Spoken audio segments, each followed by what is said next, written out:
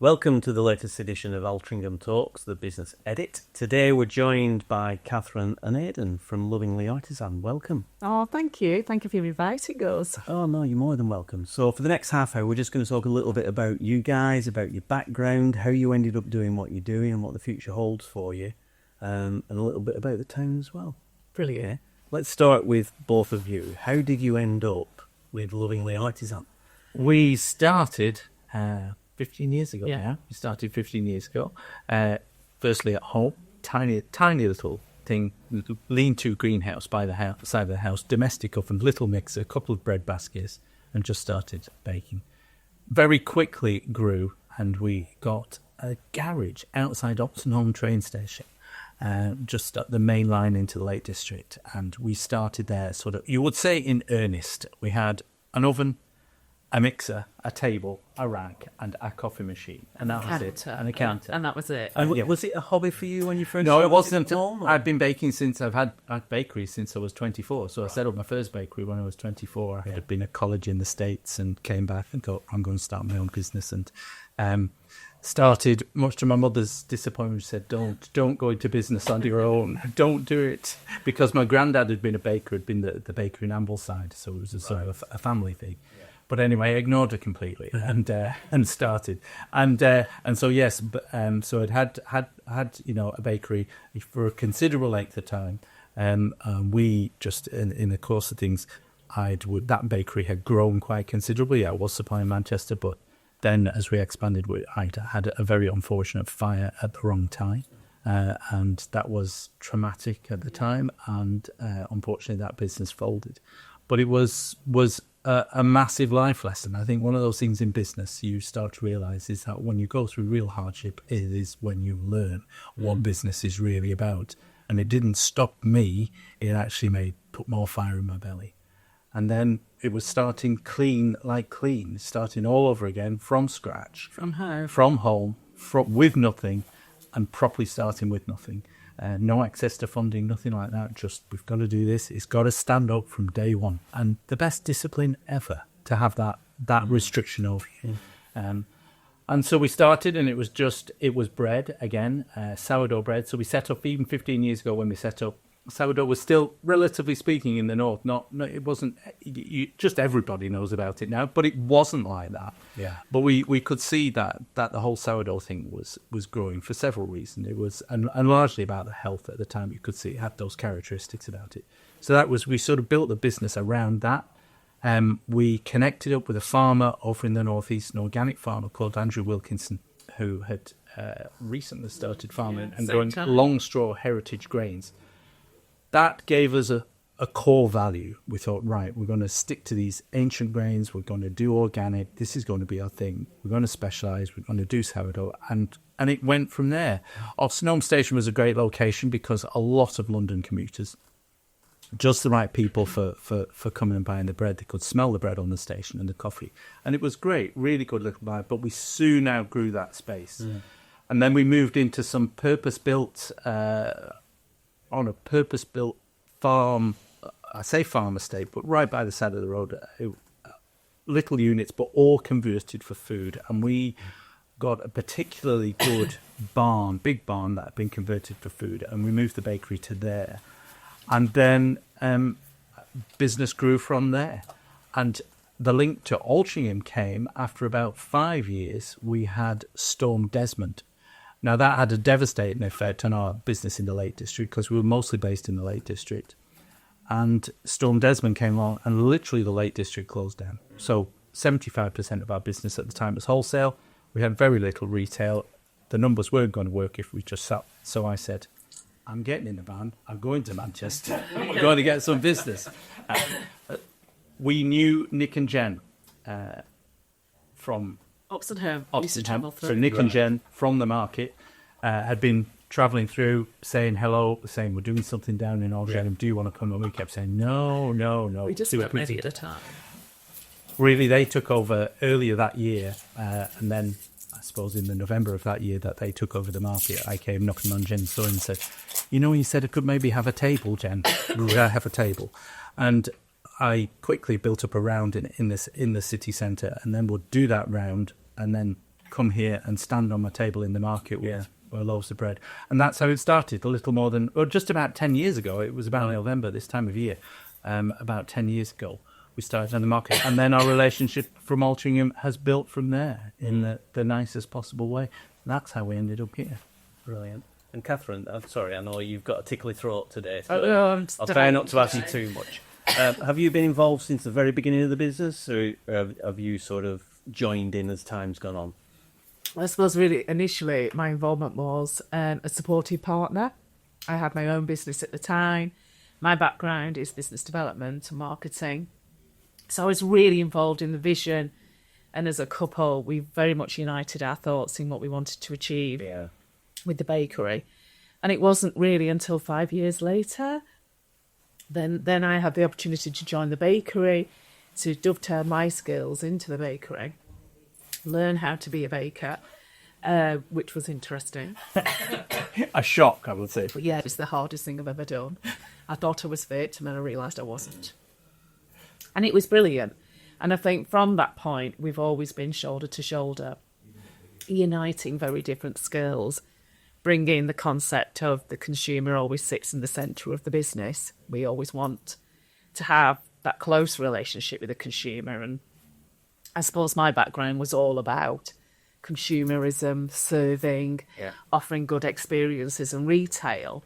And then we soon realised as a husband and wife team uniting, and you've got to very quickly find your position, your lane with each other and how you're going to work, because you want your marriage, your love to work. And then you want your skills, for both skills to be always celebrated within a business too. And there's something about that at first which is really hard to navigate. Yeah.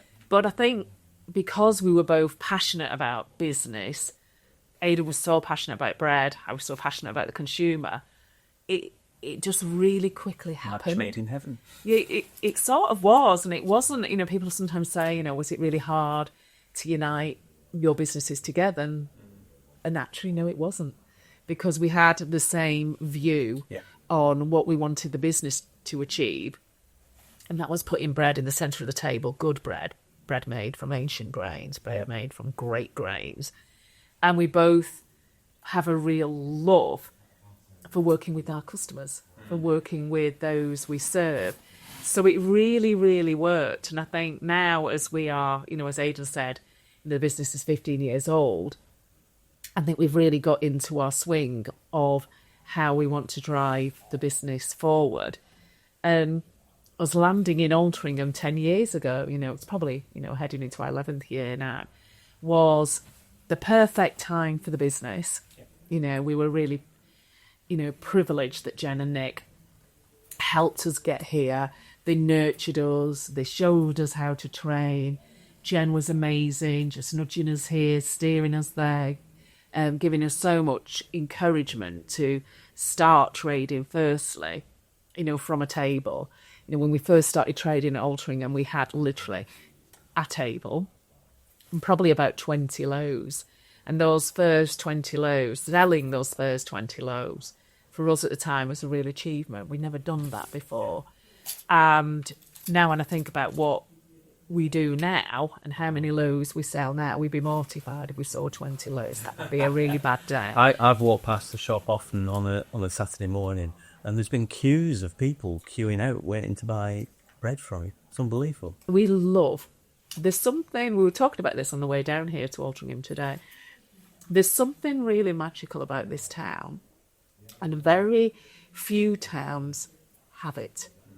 And Altrincham genuinely has, and I know, the bid has helped that, and it's a community. And the bid has really helped the community. There is a really strong business community, the business community. We support each other, we care for each other. But driven by that care is the consumer. They are really special. We've done, we did the food festival with the bid, and that was for us about supporting Bounce Back and raising as much money as possible for their food kitchen. And we couldn't believe it. In February, it was freezing. We were asking people to sit outside to give us 40 minutes of their time. And they did. And they gave more. And they do, and every Friday and Saturday they queue, and they're really supported, not just to us, to the fruit and veg guy, to the cheesemonger. We like being here because, like I said earlier, for us, it's all about the customer and connecting to the customer. And there's one thing, being on a high street, literally, out of a shipping container onto the street, the one thing that does bring you is a closer thread between you and them you serve, and it really sort of works for us, doesn't it? I think the thing Catherine says about community is very, very important. We've made a very deliberate business decision not to have a shop here, a shop there. No, we made a very deliberate decision that we were at the bakery up in Kent, just outside Kendal, and here were our two places. Catherine and I, we share it between us, we're up and down, but it's about, we built relationships and friendships with those customers that goes beyond just somebody handing you some money for bread. Yeah. And that's because we've been here. Yeah. It will always be that way. And that way we formed a real relationship with the town that actually we wouldn't break by going somewhere else or spreading ourselves a bit thinner. And we find that now that decision has helped us build the business in a more solid way, than actually, instead of spreading ourselves thinner, we've made ourselves stronger. And I think that certainly shows in the continuing strength of the business, the continuing loyalty of consumers. Is they're not going, they might go off and try somewhere else, but they'll come back. And they're always, what I love about Alti as well is it's great, is they'll go somewhere one day and then they'll still come back to us. We're just part of their shopping habit. It doesn't, for us, if people take all the options, it's great, but yeah, there's still loyal to us as well. I often think that Altrincham is a town with a sort of village community feel. It is.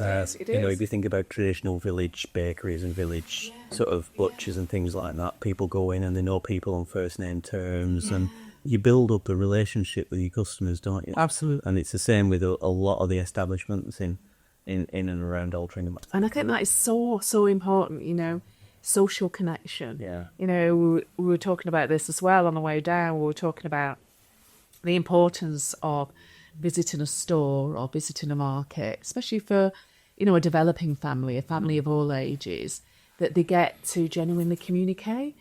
It's not lines of food going through a till, just beeping and then just paying. Yeah. What you're actually doing is conversing, and you're engaging with, whatever the age, and you're creating your own little, community, from you to them and them to you.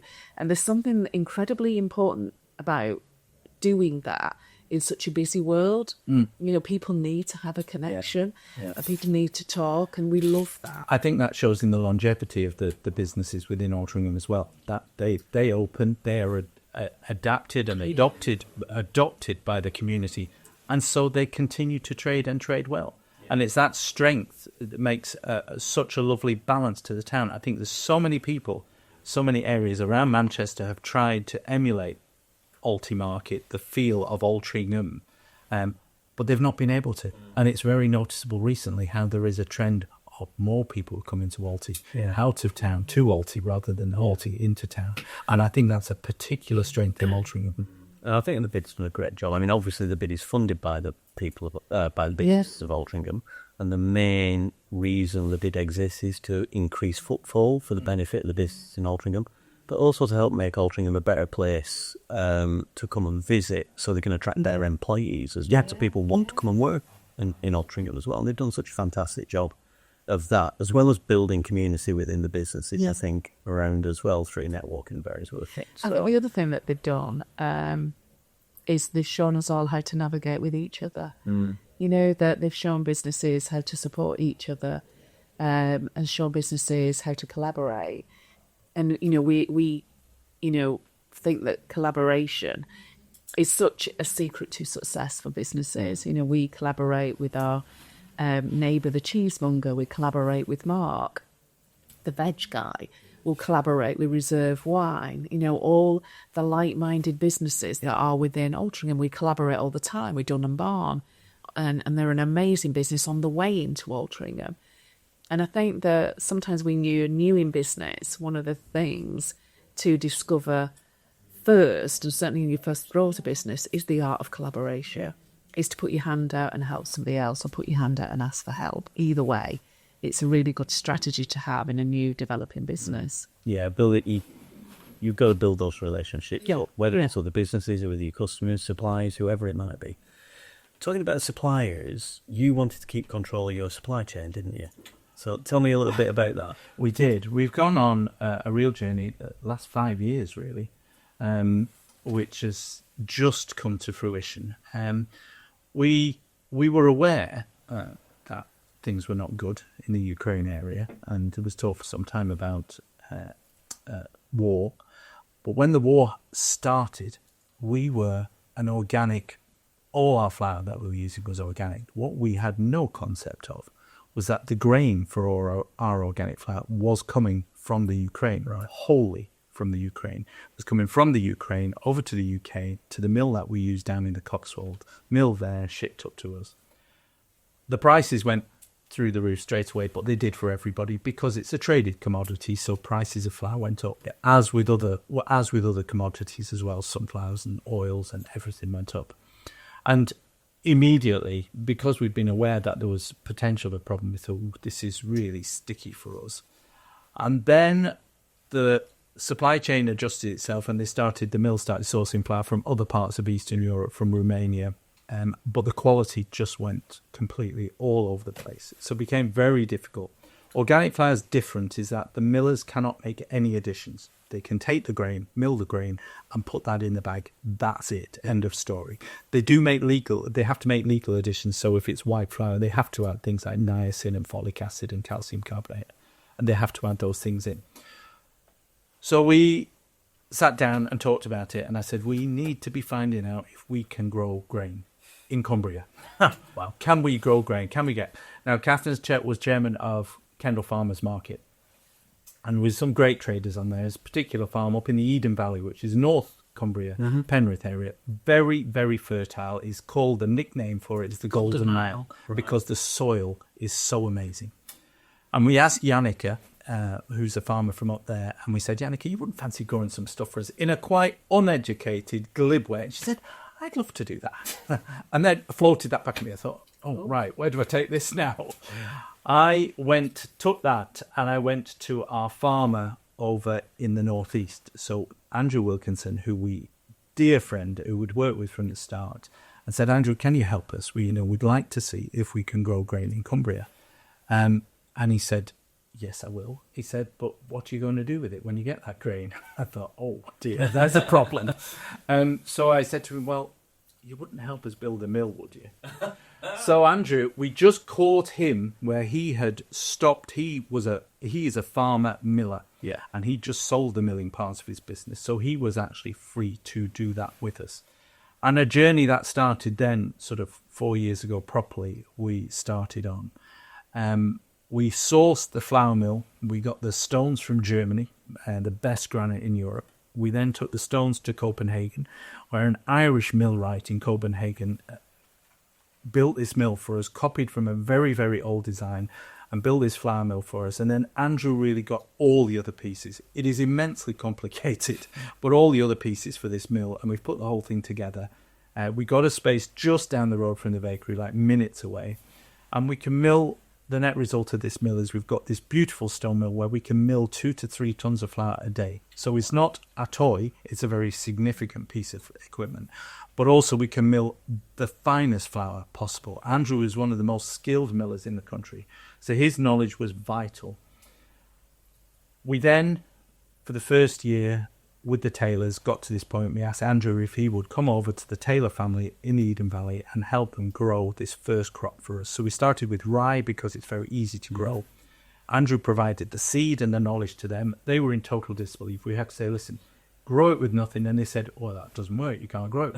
They say, well, you grow it for us. We'll pay for the field. It doesn't matter what happens. We'll pay. Yeah. Let's start.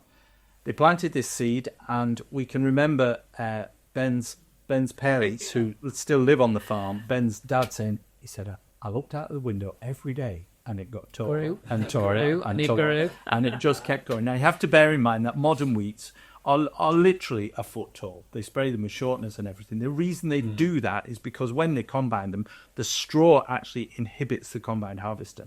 So for them, they want a short straw, big head, something that's easy to combine and go through the combine.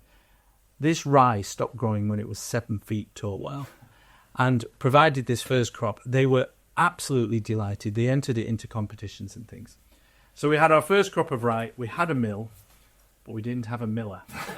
So the other thing that was really beautiful was our son Niall, who had been in the sound and lighting industry as a senior tech for the previous 12 years. We went to him and said, now, you wouldn't fancy a change of career. How do you feel about becoming a miller? And luckily, Niall said he knew the business and everything that we were doing, and Niall has said yes. And Niall has started on a 4-year journey. Andrew said a minimum of 4 years to learn how to mill all these different grains, because every harvest will be different. And we're not just talking about wheat. We're talking about einkorn, emmer, spelt, rye, all sorts of different things. So a great deal of skill. And stone milled is very much driving by hand. It's not press a button on a computer and here we go. So Niall joined us and started as a miller. So the first year's harvest went well. We milled it. This is last year. We milled it. We've had that rye for sale. We made beautiful rye bread with it. And we've been milling conventional wheat also that we bought from the tailors. We set up our own economics for them so that we pay them in a way that makes it worthwhile. Because as a commodity, grains are traded at such a price that the farmer only gets £160 a tonne for milling wheat. Well, when they've put so much effort into growing that and so much time, it's a pittance. But it's the market that leads that. Well, we couldn't do that. We wanted them to grow heritage grains, and the only way to get them to grow those grains next year was to work out a way of paying them so that they knew that financially they were best off growing this grain for Aidan and Catherine. This is the way to do it. So we worked that out, got that sorted, and that's all in place. This year, we've just harvested. I would suppose between Penrith and the northeast, we've harvested maybe 100 acres of grain. We've got 100 to 200 tons of grain in the sheds ready. The tailors have built us a barn that will store 2,000 tons of grain for us. The amazing thing about that, and one of our things that's evolved as we've been going on, is about food security. That grain will sit in that shed in perfect conditions for up to 10 years and not deteriorate. All the nutrients in that grain do not deteriorate until it's milled. When we mill it, it starts to deteriorate. Because we leave everything in the grain, because it's the whole grain, the wheat germ is included, which big millers remove, which is all the vitamin E, the sort of the omega-3 oil, the omega-6 is all removed from the grain and taken out. So any flour that comes in a bag in the supermarket has no wheat germ in it. So that nutrient is left in, and so it deteriorates over a period of 6 months. And we're going to leave that in as a part because it makes a big difference to the bread we make. So we've harvested all that, and we're just literally now starting on that journey where we are milling in anger this harvest from this year, which has worked out brilliantly. They are planting again for us this year, except they're doubling their planting for us this year so that we can grow as it grows. We're going to start selling the flour and the breads. We're going to start bringing the flour into all of the breads, so we'll be more nutritious, more tasty. And I think that's about it. So it's been a long journey, and we have learned, I can't tell you, the relationship with the farmer is something we never thought we'd have. But the difference in how we feel about the business and how we feel about the bread, our contact with what we put on the counter. And it means that we know that we have the flour for our customers going forward, regardless of what happens anywhere else. Yeah. So some of the flour is going into your breads. Some of it's being sold to other most of it is for us. Yeah, it's going to be our breads. We're not going into the flour business. Right. We're going into the business of making sure that we have our flour. And it's unique to us and unique to our breads. We will sell it in the shop. Yeah, we'll sell it in the shops too. General People we serve. But what we want to do is to utilise that grain into all of the loaves. Yeah.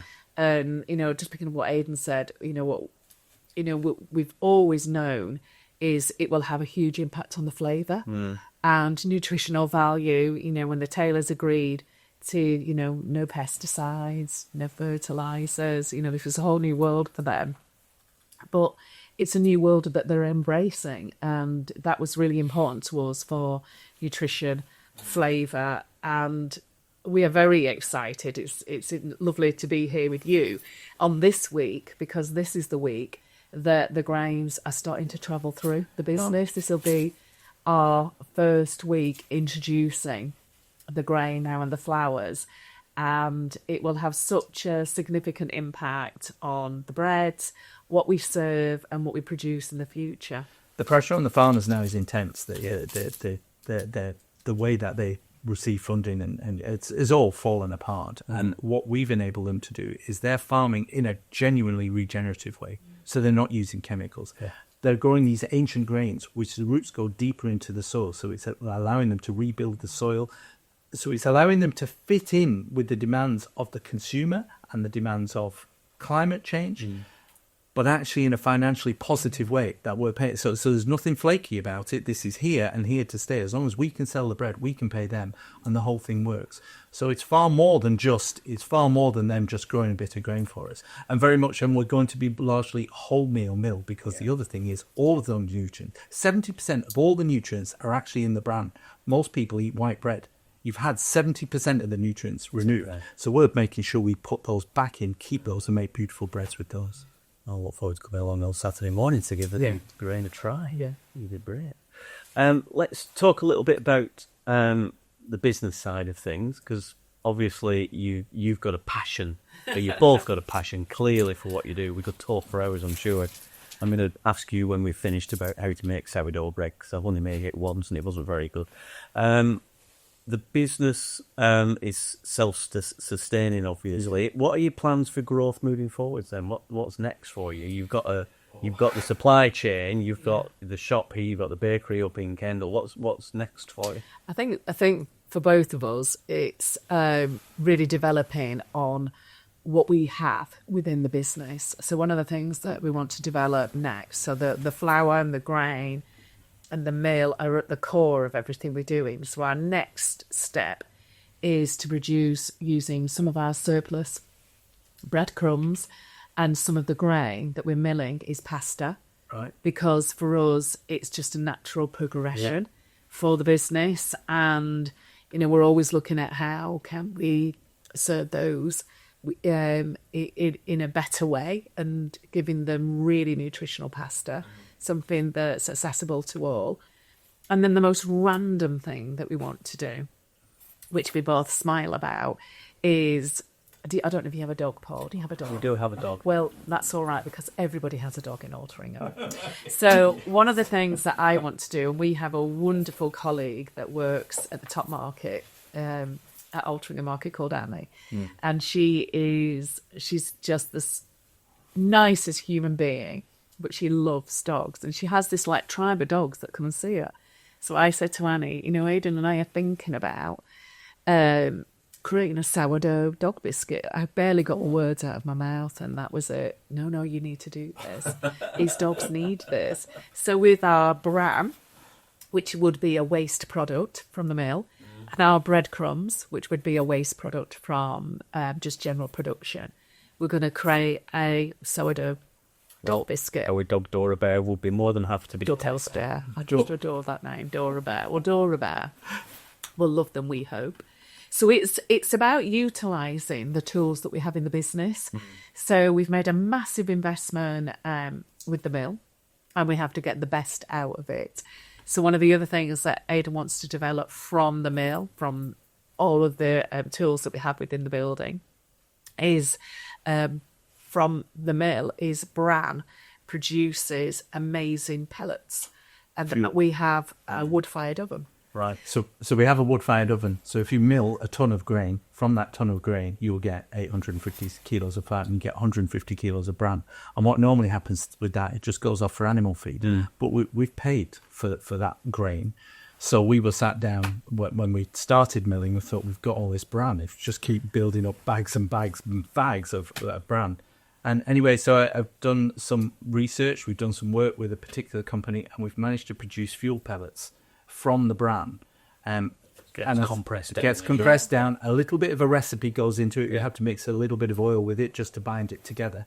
But they run through our wood-fired oven, which is a pellet-fired oven, and they run through it, and they burn hotter than wood. So wood burns at 35 kilowatts, and this will burn at 40 kilowatts. So they burn brilliantly, absolutely perfect, great for the environment because it's genuinely renewable. The amazing thing is, the 150 kilos of bran So we get 850 kilos of flour, which we made bread out of. The 150 kilos of bran turned into pellets is enough energy to bake all of the bread.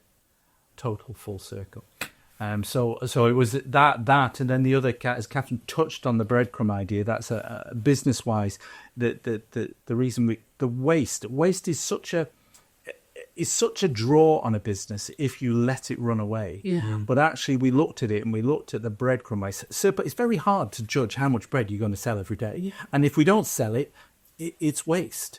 So we invested in a very significant breadcrumbing machine that can breadcrumb nearly a ton of bread in an hour. And from those breadcrumbs, we can then incorporate that into a variety of things. Catherine's mentioned the pasta. We can incorporate the breadcrumbs into pasta. We've created new product that involve using breadcrumbs. You can incorporate into certain breads. You can bring the breadcrumbs into the breads. And so we can use our surplus. And then some of the other things, if we've got surplus croissant, we use imagination and create those into sort of biscottis. And so there's a lot of very creative set. And we almost got to a point now where we'll actually have zero waste. And that, about putting money in the till as far as the business is concerned to stop it leaking out the bottom of the bucket, is it's such a low-hanging apple, easy thing to do, but we've really applied our mind to it. But it is the mill that's helped us sort of see these opportunities. Like Aidan said, it's like, somebody's opened a window and all of a sudden you've got a better view of the business. Yeah. And I think for us, what we want to do is concentrate our attention on the bakery, our base in Cumbria, and what we do and how efficient we are, and Altrincham. As Aidan said earlier, we don't want to create, a row of 10 shops here, there, and everywhere, because we like to be involved with the team. We like to be alongside them. We like to work with them, and that would make a very impossible life for both of us. And for us, I think we're old enough now, not saying we're ancient, but we're old enough now to know us, to know who we are as humans. And we like being front and centre in the business. We like being with the team, alongside the team. We're not the type of people that would sit back in an armchair in Spain and say, I'm working on the business, I'm here in the business. That old term, that's not our style. We're working in the business, on the business, and we love that position. So I think what we've learned that our next decade will be about efficiency and about looking at everything that we have within it, team included, in how we can be more innovative, creative, how we can, as Aidan said, look at the surplus ways. We all of us in business, regardless of what your business, and we're heading into very turbulent times. None of us know what's happening in the world. We watch the news with fear. So what we're trying to do is become resilient, prepared. We are preparing the business to deal with, the uncertainties of life. And I think that's what has our attention right now, isn't it? And I think it's really important. We went somewhere recently and we said, we can tell that business is not loved. And for us, it's really important, whether you've got a brand spanking new business or a business of age, that it looks loved. And the only way you can love your business is to be in it and alongside it. It's definitely not from an out. Yeah, I think we are artisans, and we are artisans in name and artisans in nature. That is how we are. And very much, I think the other thing is we've created a business that we love to work in, the team that we have, and actually we enjoy going to work. That feeling of enjoying going to work, no matter what meets us when we come through the door, whatever scenario, and there's always one, whatever that might be, when it's an enjoyable business, you can meet that scenario head on and actually deal with it. And it doesn't become a job, isn't it? And then I think that, for anybody that's new in business or considering business, we often say to them, don't see yourself as creating a job. See yourself as creating a lifestyle. So do you see yourself creating your life within this business, whatever it might be, whether it's a florist's business, whether it's a boutique, if it's a bakery or something that you create, whether it's meat pies, whether it's, you're running a fishmonger's, it will need your time.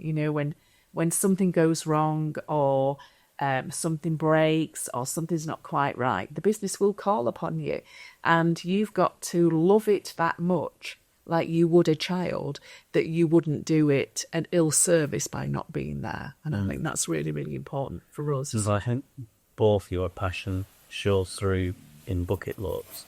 And the model that you've got, the sustainable model, needs to be talked about more, because more businesses should be doing exactly what you're doing and looking at their business in the way that you guys have looked at yours. And I think you're so right. I think this, Catherine mentioned turbulent times. You can't assume everything we've learned for the past 40 years in business. Those rules, that's great, but now we have to be flexible. We have to be COVID was a great trainer for everybody absolutely. in business. It, from nothing, we could see it coming, and we started to make changes before we had to do. We were sort of ahead of Boris at the time because we had a team that we had to look out for. So we made the changes before we had to make them, to prepare people, to train them, and now we feel that we're implementing a similar strategy. Thank God it's not COVID, but it's something. And I think that if anybody in business travelled through COVID, they should look over the shoulder of all of the great things they did and they learn from, and think, you know what, my business needs me to look at it in a very differing way. Yeah. When we talk to business owners, because obviously I'm a coach and we work with business owners, we always say, look, there's two ways to look at this. You can either blame COVID or whatever circumstances, make excuses or deny that there's any sorts of issues, or you can actually go, right, okay, this has happened. How do we take ownership of this? How do we take responsibility of what happens moving forward, rather than blame the circumstance, and actually take back control of what we're doing? And I think you guys have demonstrated that in bucket loads or field loads in your case. And I think for us, because we're in Cumbria, we've had so much. We've had foot and mouth, we've had Storm Desmond, I'm currently battling with wasps, and they're driving me nuts. There's only eyes waiting for the snow, and when you're in business, you are faced with challenges, and it's how you meet them and how you view them. And we'll sometimes say, "Oh, it's just business." You know what? I would love to talk to you two for hours, and I will do. We'll sit down and have a cup of coffee sometime and have another chat. But we're sort of out of time. So just before we finish, just for those who might not know, where do we find you in Altrincham? We are in the market, Alti Market. We're in the market under the glass canopy, just outside of one of the traditional stalls, just at the top next to Eddie the Butcher. Right. We love being in there. Beautiful, beautiful place. But then we're also on Central Way, which we've been there through thick and thin, and we see Central Way growing. We feel we've attracted the business development along Central Way. Rudy's just across from us. So we're down on Central Way, and our whole community, our whole market community is there, and all our friends, Annie, Winnie, Mark, Alex on the flowers, just everybody together, Eddie on the fish, just such a lovely community. And you've got a website as well? Oh, we do. We've got a website. We're really proactive on social media. And then we've got a great website, www.lovinglyartisan. We do nationwide .co.uk? .com. Right. And we're really proactive on Instagram. And, we always say to everybody, we're really accessible. So if you send a message in, it's coming to us. It's not if people are visiting the Lake District, where we are is just on the road into the lake. So as you're dropping down past Kendal, there's a big roundabout before you head off into the Lake District, and we're right on that roundabout in a Plumgarse is the name of the little estate we're in, and it's such an easy. You're on your way to your holidays, pop in, grab your bread, off to your holiday cottage or in your camper van, and then when you've enjoyed it so much on your way home, and that's what people do. Sounds absolutely perfect. Catherine, thank you so much. Pleasure. Really nice to talk to you. Brilliant. Thank you.